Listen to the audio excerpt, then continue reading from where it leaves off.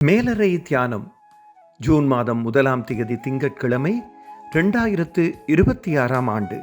எழுதியிருப்பவர் மன்றி யட்டா, Mississippi, USA.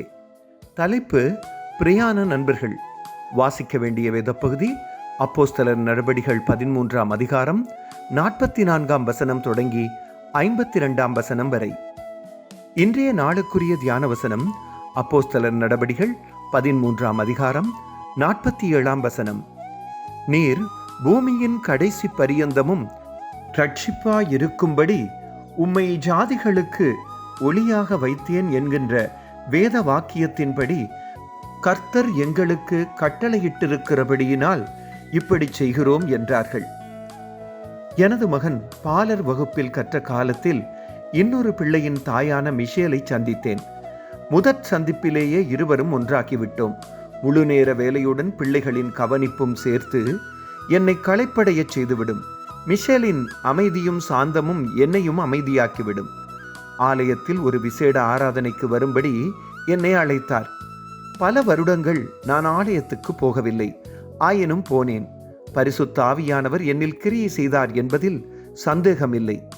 இந்த நட்பு கடவுளின் தெய்வீகச் செயல் என்று உணர்ந்தேன். பர்னபாவை போன்று மிஷேல் என்னை தைரியப்படுத்துகிறவராய் இருந்தார். பர்னபா சவுலை கண்டு அவனை அந்தியோகியாவுக்கு அழைத்து வந்து ஊழியத்தில் பங்கு கொள்ளச் செய்தான். இருவரும் ஊழியத்தின் பிரயாண நண்பர்களானார்கள். அப்போஸ்தலர் 11ஆம் அதிகாரம் 25ஆம் 26ஆம் வசனங்கள்.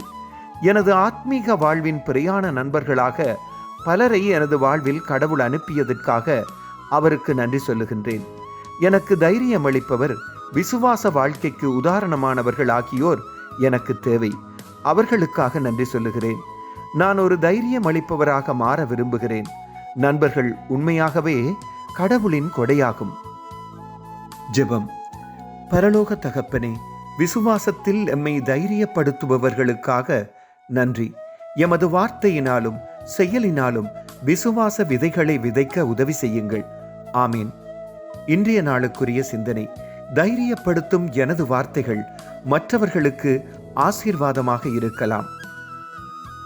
கர்த்தர் தாமே இந்த நாளில் உங்களை பலப்படுத்தி ஆசீர்வதித்து வழி நடத்துவாராக.